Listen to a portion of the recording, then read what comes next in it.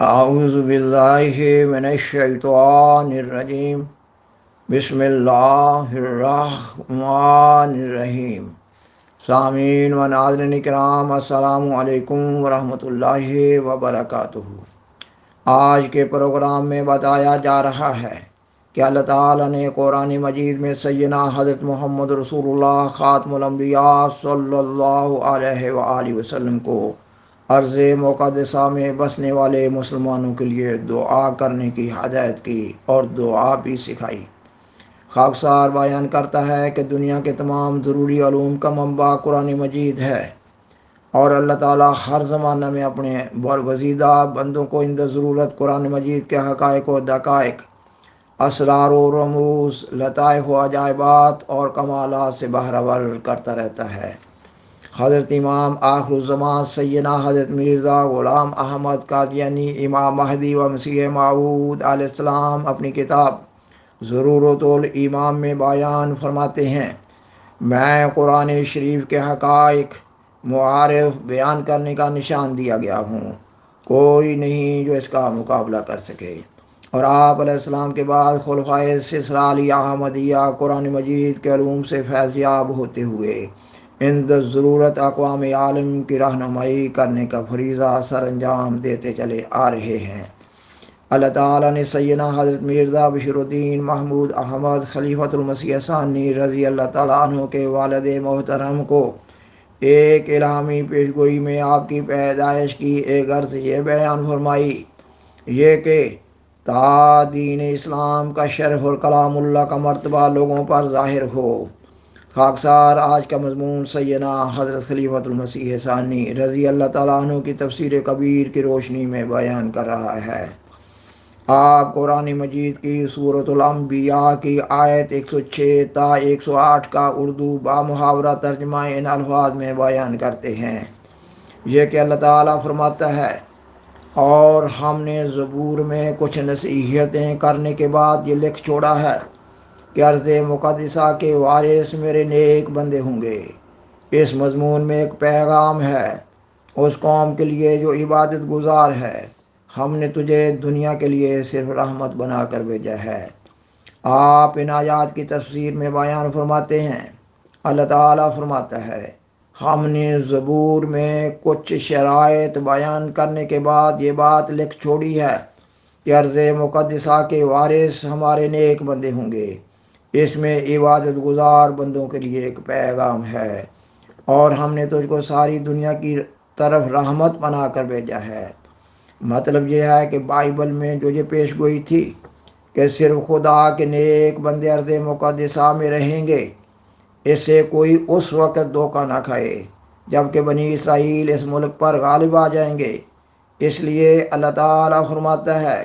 کہ عبادت گزار بندوں کے لیے اس میں ایک پیغام ہے، یعنی مسلمانوں کو تو ہوشیار کر دے کہ ایک وقت ایسا آئے گا کہ پھر بنی اسرائیل اس پر قابض ہو جائیں گے۔ اس لیے یہاں عابدین کا لفظ داؤد علیہ السلام کی پیش گوئی کی طرف اشارہ کرنے کے لیے استعمال کیا اور بتایا کہ میرے بندوں کو کہہ دے کہ ہوشیار ہو جاؤ، اگر کسی وقت تم نے میرے عباد بننے میں کمزوری دکھائی تو پھر اللہ تعالیٰ یہودیوں کو اس ملک میں واپس لے آئے گا، لیکن مسلمانوں کو چاہیے کہ پھر عبادت گزار بن جائیں، اس کے نتیجہ میں وہ پھر غالب آ جائیں گے۔ آپ 1948 کے پس منظر میں بات کر رہے ہیں۔ آپ فرماتے ہیں، جو کچھ قرآن نے کہا تھا وہ پورا ہو گیا۔ عارضی طور پر قبضہ پہلے بھی 2 دفعہ نکل چکا ہے، اور عارضی طور پر اب بھی نکلا ہے۔ اور جب ہم کہتے ہیں کہ عارضی طور پر، تو لازماً اس کے معنی یہ ہیں کہ پھر مسلمان فلسطین میں جائیں گے اور بادشاہ ہوں گے۔ آپ مزید فرماتے ہیں، دیکھو حدیثوں میں بھی یہ پیش گوئی آئی ہے، حدیثوں میں یہ ذکر ہے کہ فلسطین کے علاقہ میں اسلامی لشکر آئے گا اور یہودی اس سے بھاگ کر پتھروں کے پیچھے چھپ جائیں گے، اور جب کوئی مسلمان سپاہی کسی پتھر کے پاس سے گزرے گا تو وہ پتھر کہے گا کہ اے مسلمان، خدا کے سپاہی، میرے پیچھے ایک یہودی کافر چھپا ہوا ہے، اس کو مار۔ جب رسول کریم صلی اللہ علیہ وسلم نے یہ بات فرمائی تھی، اس وقت کسی یہودی کا فلسطین میں نام و نشان بھی نہیں تھا۔ پس اس حدیث سے صاف پتہ لگتا ہے کہ رسول کریم صلی اللہ علیہ وسلم پیشگوئی فرماتے ہیں کہ ایک وقت میں یہودی اس ملک پر قابض ہوں گے، مگر پھر خدا مسلمانوں کو غلبہ دے گا۔ خاکسار بیان کرتا ہے کہ قرآن مجید کی ان آیات سے معلوم ہوتا ہے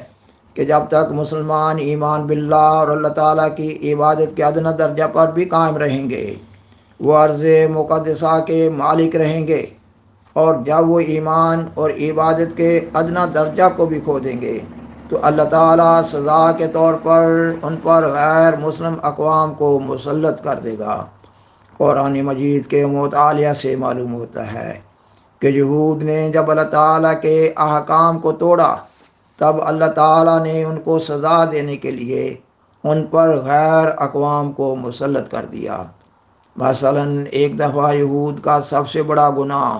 سبت کی بے حرمتی کرنا قرار دیا گیا ہے،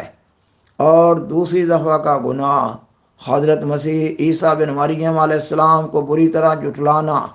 اور ان کو انتہائی دکھوں اور اذیتوں میں مبتلا کرنا قرار دیا گیا ہے۔ آج کے زمانہ میں بھی مسلم قوم کی بھاری اکثریت حضرت امام مہدی و مسیح موعود کو جھٹلا رہی ہے۔ اس لیے مسلمانوں میں اتفاق و اتحاد اور یگانگت کا فقدان ہے۔ خاکسار اس یقین پر قائم ہے کہ اگر مسلم دنیا اسرائیلی جارحیت کا مقابلہ کرنے کا عزم بالجزم کر لے تو اللہ تعالیٰ کی مدد، تائید اور نصرت ان کا استقبال کر رہی ہوگی۔ اللہ تعالیٰ ان آیات میں بیان فرماتا ہے کہ اس مضمون میں عبادت گزار بندوں کے لیے ایک پیغام ہے، اور یہ کہ انہیں یاد رکھنا چاہیے کہ ان کے رسول صلی اللہ علیہ وآلہ وسلم رحمت للعالمین ہیں۔ اللہ تعالیٰ کو اپنے پیارے رسول اور آخری دین اسلام کے لیے محبت بھی ہے اور غیرت بھی ہے۔ اللہ تعالیٰ عالم الغیب ہے۔ اللہ تعالیٰ کو مسلمانوں کی کمزور حالت کا علم ہے، اس لیے اللہ تعالیٰ نے قرآن مجید میں ارض مقدسہ کے بارے میں مضمون بیان کرنے کے بعد سورۃ الانبیاء کی آیت 113 میں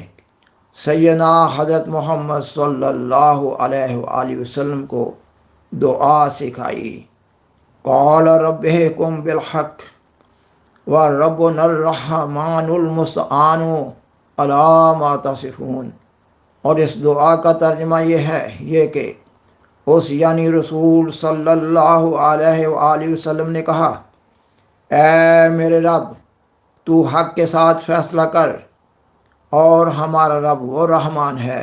جس سے مدد مانگی جاتی ہے اس کے خلاف جو تم باتیں بناتے ہو۔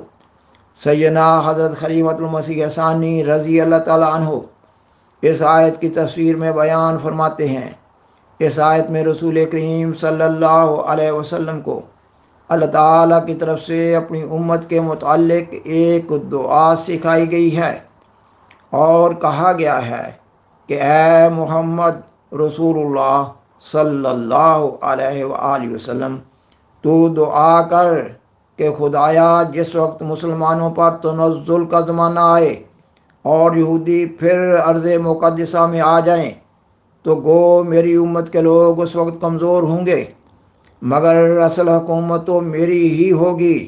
جو تیری طرف سے قیامت تک کے لیے خاتم النبیین مقرر ہوا ہوں۔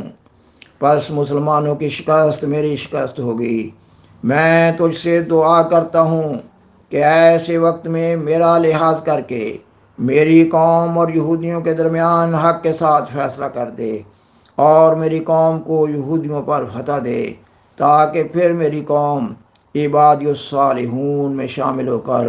فلسطین پر قابض ہو جائے۔